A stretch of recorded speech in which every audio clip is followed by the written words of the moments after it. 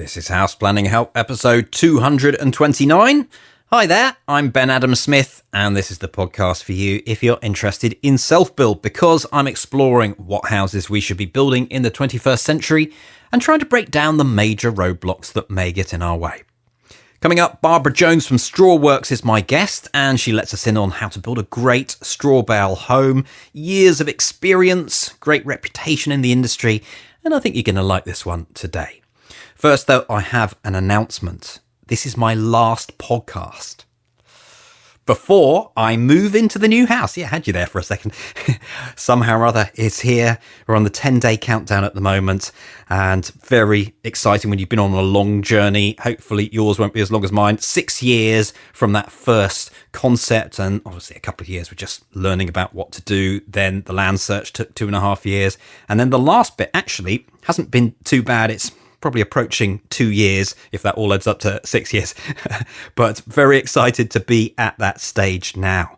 And I'm going to miss this rental house, although one thing I'm not going to miss, as we start to pack away boxes, there's a built-in unit cupboard, and we open it up, and there at the back was a patch of mould. And I'm sure that wasn't there when we put all of our things into that cupboard. So we have little things like that the mould is starting to accumulate around the windows. There's a lot of condensation in the mornings as we move into that latter part of the year where the mornings are quite crisp and cold. So the new house, hopefully all of this behind us, just that comfortable, healthy environment. I cannot wait. Let's get to our interview with Barbara Jones from Strawworks, and she's someone I've wanted to interview for a long time. For one reason or another, our schedules haven't quite matched up, but finally we've had a chance to have a chat. As I mentioned, she has decades of experience. She also is passionate about sharing how to do this with others and runs a few courses that you're going to hear about. And I started by asking her to tell me a little bit about her background. I've been working in construction nearly 40 years now. I'm trained in carpentry and joinery, and I can do pretty much anything on a building site. But in 1994, I took a year out because I was starting to become aware of environmental issues. And I travelled around the world looking for what were other people doing, because there wasn't much going on in the UK. I did a 2-day course in straw bale building in California, thinking, great, might work well over there, won't work in England. And that, honestly, 2 days, and I was totally inspired by it. And I knew this was the thing I had to do. So what was it in that course that just triggered, this is going to take me forward? Well, it's actually an all-women course, and in 2 days, we put the walls of a small studio up. It was so fast, it was so precise, it worked, and you didn't need a frame. It was load-bearing straw, and you just put the roof on top, and that was it. So simple and quick, and anybody could do it. Now, you've mentioned to me that there are 4 different approaches when you're using straw bales, so maybe you could lead us through those first of all. Well, of course, the original one was the load-bearing method, the Nebraska style it's called, that doesn't have a frame at all, where the structural ability of the straw to take the weight of the floors and the roof is used to make simple buildings, which can be actually quite large and 2 or 3 storey. They just don't have a frame. Then after that, there started being quite a lot of timber buildings which adapted to use straw, particularly in the USA. And so we'd call those infill buildings, where the straw's just being used as an insulation block rather than a structural block as well. Then a lot of actually what we do is a mixture of infill and load bearing, because we might want, for instance, to have the south wall all timber and glass, and then the rest of it can be load bearing. So we call those hybrids, where you've got a mixture of different techniques. And then now, I'm really pleased to say, there's a few companies in the world, and we're working with one of them in Lithuania, EcoCon, which has made prefabricated straw panels to a very high standard. And I think this is what the mass market has been waiting for, is the ability to make modular houses very quickly and assemble them on site in 3 or 4 days. How are they making it into a simple form that you can just lift into place? What does it need to go through? Okay, so they use the big round bales, not the small bales that we use and that a lot of other prefab companies use. And they unroll them in a warehouse, and then through a factory process, a machined process, they transfer that straw into a wooden box. So if you imagine an empty box with open sides. So it's got 4 pillars at either corner of 3x2s, and I should say 75 by 50s. And very good. I'm glad you know the alternative. Most people don't. They just do one way. I speak both languages. And it has a board top and bottom. And so the straw is packed into that box, that panel, to a very precise density and a very precise moisture content. So it's not a bale in a box, it's straw in a box. And it's engineered so that you could build whatever you want to build without the straw being there. So that really helps engineers who don't like straw because they find it hard to quantify. But they've been tested on everything that's required to get them through building regulations, and they can meet Passive House standards without blinking. And how do they make sure that it's all compressed in a good way? And do you have to be very careful about the bale to begin with? Well, obviously they only use dry straw, so they already know the moisture content by testing it on the round bales, and then they use a factory press to compress the straw into the box. So they're reaching a density of around 100, 120 kilograms per cubic metre, and it's standardised, so every box is the same. There's no gaps, no airtight issues with it. And the boxes then can be made into all sorts of different sizes and shapes of panels, which would be determined at the design stage, which ones were most appropriate for your design and for your access to your house. And when you're doing it traditionally, all of this happens on site, really. You're going to need covering and you're doing it there, correct? Yes, exactly. So it absolutely reduces the build time. So when the panels are made in the factory, obviously you're paying for the labour time for that to happen. But once they come on site, you can put the walls of a 3-bedroom, 2-storey house up in 3 or 4 days. And then you've got to put the roof on and do all the other stuff you do with houses. Let's bring in Dragon's Den for a moment, because I saw you on there and thoroughly enjoyed that. Yeah. This was one of the ideas that you brought in there. So why, when you sold it to me and it seems very convincing, was that not something that they were keen to take up? Well, it's true they weren't keen to take it up, but they were very keen on the idea. And I think it's the nature of Dragon's Den. It's a TV programme and it's there for entertainment. And to be quite frank, we are a design company, and it's not really something you can invest in if you're a millionaire wanting to make more millions. You don't make millions out of a design company. You make millions out of being the prefabricator. And we're not at that stage yet. And really, we didn't expect the Dragons to invest. We hoped that one of them might philanthropically give us the money we were after to help us on the next stage, because it's all about education and awareness. But it's been really good for us, I have to say. And we have got quite a number of people who are interested in helping us on this journey, and particularly to get it into social housing. And what we're really about, what we're passionate about, is providing really good quality houses for ordinary people at ordinary prices. And that's what you can do with these prefab panels. One of the challenges that you came up against seemed to me, it's just finance, both in insurance, in mortgages and things like that. So it's incredible to think of the grip that finance has really on construction. You know, how are we ever going to move forwards? Well, it was a bit misleading. I know Deborah Meaden raised that, and it's hard to answer it, but we've had a lot of contact with financiers, mortgage companies, money lenders. That sounds bad, doesn't it? And there are a lot of straw bale houses out there with mortgages and with insurance. I mean, they've all got insurance. It's not really an issue. I think the issue is that nobody has done 25 houses at once on a building site and asked a mortgage company to do that. And I'm sure... But it's specialist still. You wouldn't be able to go to a big company. I know there are companies out there, because obviously straw bale buildings are getting built all the time. I don't think that's true. I've had several phone calls from people in the insurance industry since Dragon's Den who've said, what are they on about? We could do it. And these are underwriters or people who know underwriters who can get us that business when we're ready. It's the fact is that we haven't actually gone and specifically said, give us the mortgage, give us the insurance for this. But There was a site that was going to be 25 houses, that the ecology was going to finance half of them, and there was another company, I can't remember who it was now, that was going to do the other. So I don't really think that's an issue. It's something that is there and will happen when the time is right. And that means we have to have a development on the way.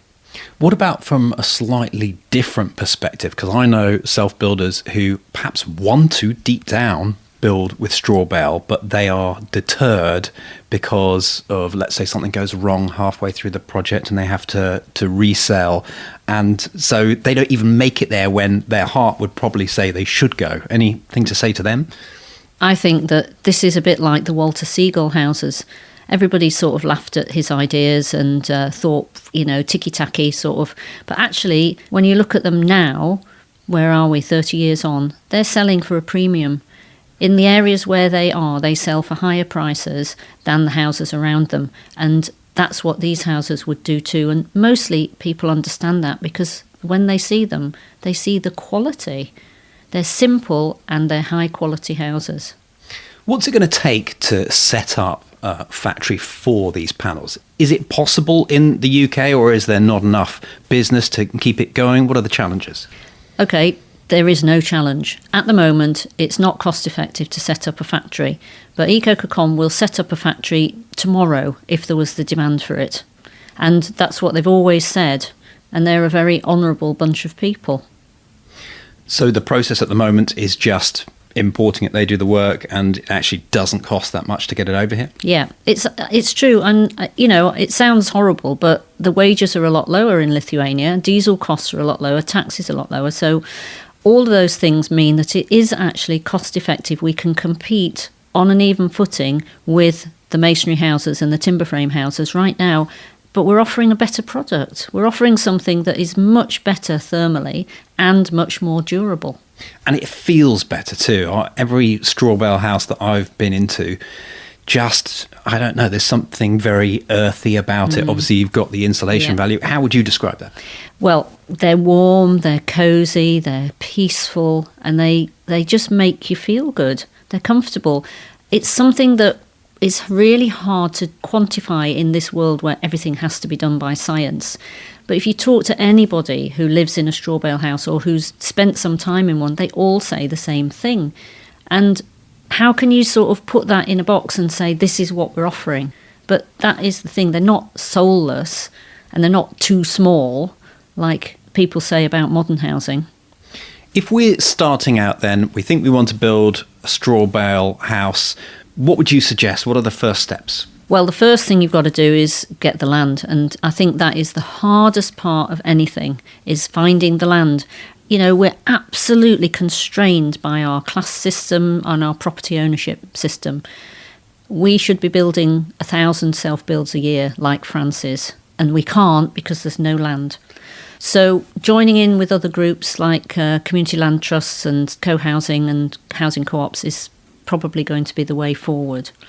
So getting the land, and then what you need to do is think about what sort of design do you want, which type of building do you want, and are you going to build it yourself or are you going to get somebody else to build it for you, and what's your budget?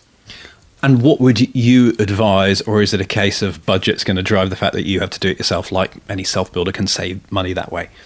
Well, I think it depends what you want. So I think major house developers will go for prefab. Self-builders will probably go for load-bearing or hybrid, sometimes infill. Infill's a bit more expensive. But it's sort of what your dreams are. People very, very often come and say, I've wanted to build my own house for years and I've always dreamed of a sort of hobbit house, or I've dreamed of a little place in the country, or I've dreamed of somewhere with a green roof. And it's like trying to realise that. And what we always say to people is try and imagine something that is enough, but no more than that.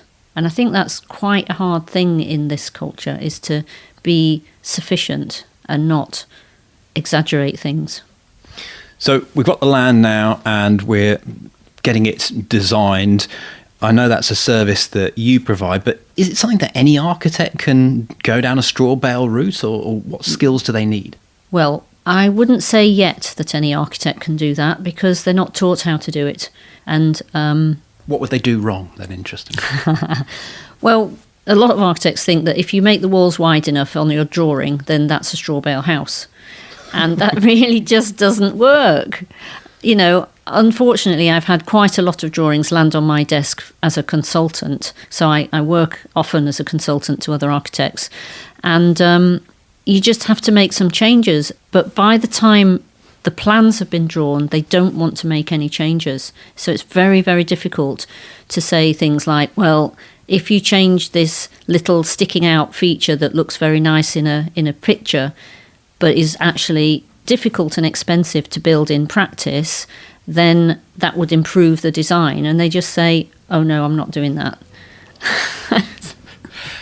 Yes, no more comment on architects. So a simple form, then, it sounds like you're alluding to that, and a lot of ecological design tends to bring us back to that. Does it also add strength? So if we're going load-bearing route, that too will help us? Yes, definitely. Keep it simple, keep it small, and design it so that you can add extensions on if you need them later. But just build for your needs as they are now. Don't build because you think you're going to have 10 children and you only end up having a dog. You know, it's crazy. If we're sourcing the material, then how do we go about doing this, making sure that the bale is correct for the building? Because this is just a fundamental part, isn't it? Because this is a simple way of building, we need to get this bit right. Yes, and I have written a bale standard, and that's available on our website and in my book. But basically, you need bales that are dry, reasonably dense, and they're uniform in shape. And if you've got all of those in one bale, that's a good building bale. But is it something that you go to a farmer and say, this is how I want it, or do you need some specialist way of creating it? No, it's not specialist. You go to a farmer and they'll always tell you, yes, I've got that, love. They haven't always. That's the first thing. Read the farmer. Yes. But you need to go and look at them yourself, really, and pull out 10 random bales, have a look at them, make sure they are what you want them to be. And a lot of farmers can supply that, but some can't. And especially the ones who've got the old baling machines, those aren't really up to the job. So the ones we look for quite often are the ones that are baled by big contractors who've got modern machines, and they're baling because they're transporting. So that means they're going to have very dense bales because they're packing more straw into the bale and they're selling by weight instead of by the number of bales. So that's a better option. But some of them are baling stuff that's really too short, too brittle, and has been chopped up by the harvester. We don't want that. We need long straw in the bales so that it's tying the bales well together. And then when we're on site, maybe we could talk a little bit about foundations. Do we need any particular foundations for this, or can it work with anything? So obviously, a straw bale house can have any type of foundation that you want, but what we would encourage is foundations that don't have any cement in them. So we're looking for a totally natural package. So we like to do car tyre foundations, and we've just done the biggest building in the world with car tyre foundations here in London. How does that work then? Take us through, because it sounds like you've done that very recently. Yeah, so we're working in Tulse Hill at the Holy Trinity Church, and we completed the foundations last year working with the community. First of all, you have to find out what your ground conditions are. You must do that for any foundation. And then from that, we prefer to design with car tyres for communities because it can save them an enormous amount of money by doing the job themselves but taking time over it. So I think it took us altogether about 4 months to do the foundations for a building with a footprint of about 400 square metres. And at the bottom, some of the tyres have got tractor tyres because we've got point loads in this building. So it's a hybrid building. So there are posts, but there's also load-bearing straw. And under the posts, we're reaching loads of about 800 kilonewtons per square metre. So we've tested our tyre foundations to 1,000 kilonewtons per square metre. They could do it just so easily. We could have done it to much greater loads, I'm sure. So this is sort of literally groundbreaking work, But what it means is that we can now fill our tyres with pea shingle, because we tested it with pea shingle and with MOT Type 1. And the pea shingle is easier to use, much faster and much more user-friendly. And we had an estimate given to us for doing the same foundations with cement, which was for £120,000.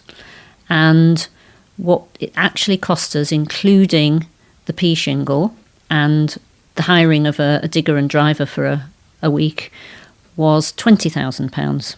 Wow. So we've saved the church £100,000 by doing it this way, which is phenomenal. And it's a make or break decision for many groups. And I'm assuming not much can happen to these tyres as well. They're otherwise just going into landfill. Yeah, no, we get them for free because you have to pay to get rid of them now, and most of them are underground, and the bits that stick out above the ground are protected from UV light, because that's the only thing that can degrade them, but equally that takes a long time. So the tyres are filled up with the pea shingle. What layers have we got on top of that before we start using our straw? Okay, so one of the guiding principles for building with straw is that it should be raised off the ground. So that should be a minimum of 300 millimetres. We prefer 450. So you can do that partly by the tyres, which we put in pillars rather than continuous. And then on top of that, a structural box beam made of timber with durable timber on the outside. And then the bales go on top of that. And when you're laying your bales, it's all about density. Are there other factors that we need to think about? Well, obviously, we don't have to think about anything at all except putting things together like Lego with the prefab panels. It's all done beforehand. When we're building for load bearing or infill and hybrid, we start off by getting the densest bales we can, and then we compress them more for both load bearing and infill, so that we probably end up with a density of about 100 to 120 kilos per cubic metre by the time we've finished. And you actually can't make the bales compress more than that without taking them into a laboratory and using extremely expensive equipment. So they couldn't be compressed more than that in normal conditions, or even in extreme conditions in weather. Say we got 4 foot of snow on the roof, that wouldn't affect the movement of the straw after they've been compressed. What happens at window details and things like that? Well, we have standard details for going around windows. We don't like to use any sorts of sticky tapes or anything, because we don't believe that the glue will last as long as our houses, so there's no point. So we use materials that do have a long life. So we'd have windows flush with a subframe, timber subframe, covered that with wood fibre board, which helps with any possible thermal bridging. Over the top of that, a lime plaster, and then a linseed oil mastic seal between the plaster and the timber window. And then going up, so load bearing, if we're going onto the first floor, how would we deal with the floor structure, and then obviously heading off again on the second layer? So load bearing houses are held together by ring beams, structural ring beams. So there'd be a base plate at foundation level, a wall plate at first floor level, and a roof plate at eaves level. And the floors would be hung off those, ceilings hung off those as well. And those are sized depending on what openings you've got underneath and what loadings you've got above. But it's all really quite simple. How is it all calculated, though? Loads are obviously very important for this type of building. Yes, but, when you're thinking about building physics, working out what loads are is really quite straightforward. And it used to be done by just general builders. Good, experienced builders used to be able to do all those calcs themselves, and the building inspector would look at them over and say, yes, that's right, off you go. And, that's how I started. Now, everything has to be signed off by an engineer, which I think is not because it needs to be, but because people are terrified of litigation and insurance claims. That's what it's all about, fear. What else do we need to think about then on our structure? So weatherproofing is really important. And I'm saying weatherproofing, not waterproofing, because that's really important. So generally, we would plaster outside with a lime plaster, which is breathable, as the whole wall system must be breathable. And it also is very good at preventing water ingress. So not straight away. So the lime, when you apply it, has to be protected for a while before it builds up its ability to protect the building from water ingress. But lime's really fascinating as a subject because when it's carbonated, which takes 2 to 3 months on a wall, then when it gets wet, it absorbs moisture. It's not absorbing it as a porous material, it absorbs it at a molecular level, and that absorption actually prevents further moisture coming in. Other materials, other natural materials do that as well. Cedar shingles do that. You can put cedar shingles on a roof and you don't need any membrane underneath. The shingles themselves stop the water coming in when they get wet. On the inside, what you got for your, is it clay plaster? Yeah, inside we would do either lime or clay plaster. So we like to use clay plaster because it's very user friendly, and you can often, if you're self-building, if you've got time, you can make your own plasters very often from digging it up from somewhere. Commercially, that can be more problematic, but you can buy clay plasters commercially now as well. And am I right in saying that moisture can get out of the building? Yeah, and that's a feature of our building. So really, we talk about building healthy houses first because that's what they are. Indoor air quality is really, really good because nothing toxic goes into the buildings at all. And the walls are totally breathable. So all the paints, the plasters, the straw, everything is a breathable material. That means that there's a movement of moisture from inside to outside all the time because of the negative air pressure generated by habited houses. And what about, does it penetrate in at all, or does the lime render just sort of keep it at bay? It doesn't, moisture itself doesn't, we're talking about vapour, movement of vapour, not movement of moisture. So most people don't really understand what that means. It's not water, it's not steam, it's molecules which are it's so tiny you can't imagine them. So it's not things moving through like you've got water or steam somehow that could condense. It's not like that. It's at a vapor level, at a molecular level.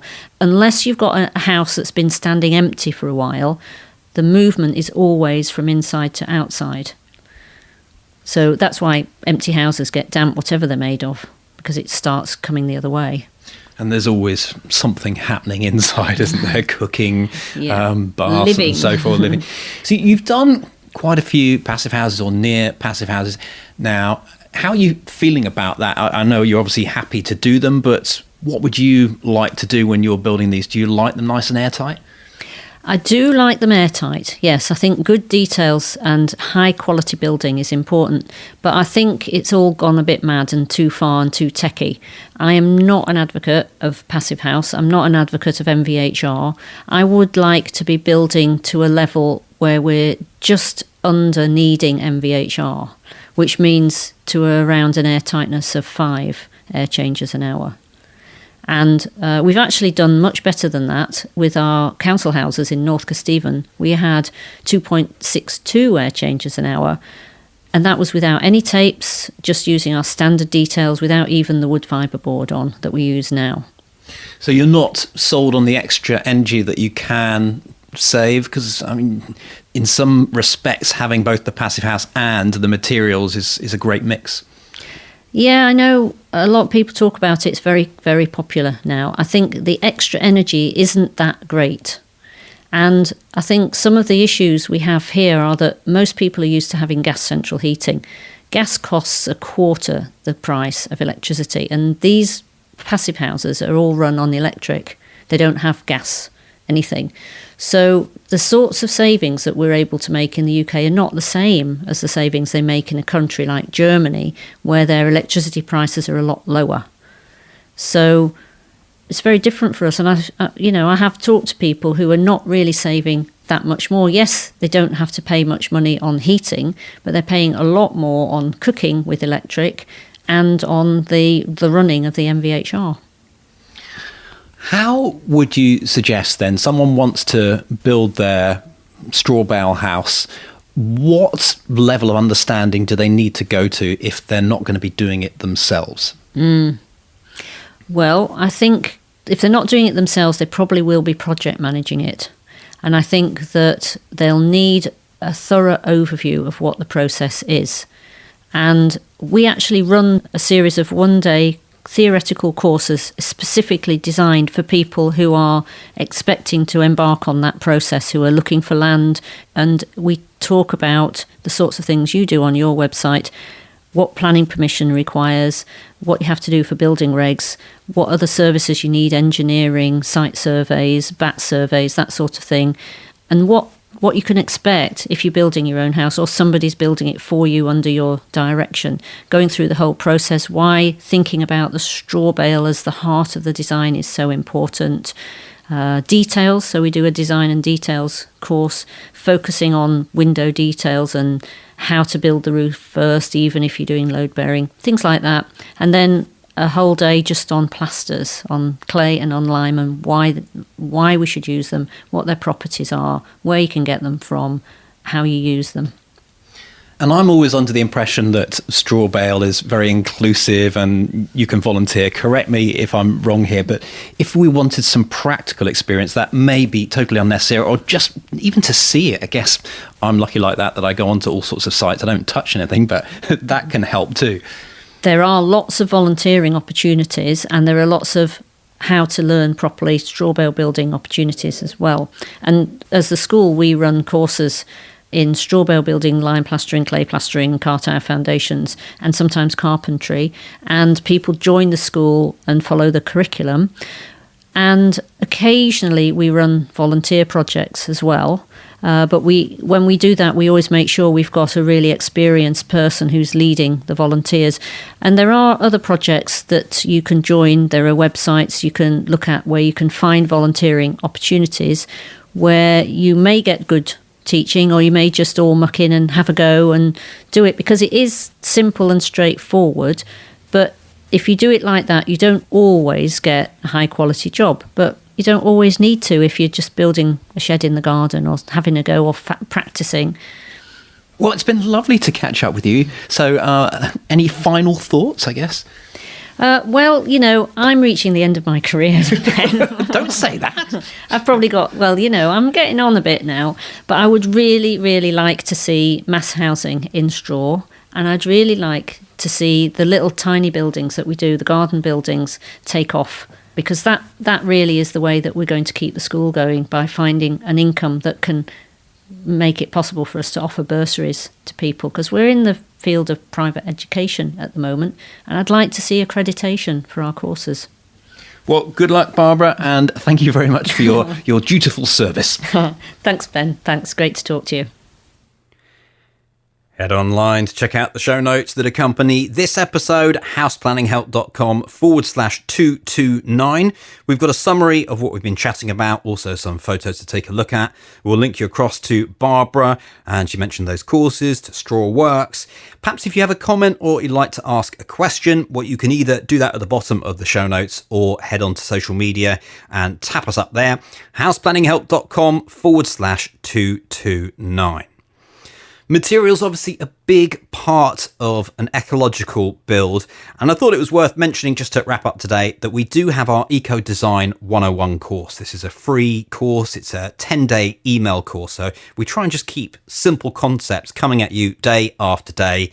And Barbara as well mentioning one of them as well, which I think is almost at the crux of it, which is the scale of your project. So if you want to go through our Eco Design 101 course, houseplanninghelp.com/tips. There we go. At the end of another podcast. I'll catch up with you in the new house next time. Thanks for listening. The House Planning Help podcast is produced by Regen Media, content that matters.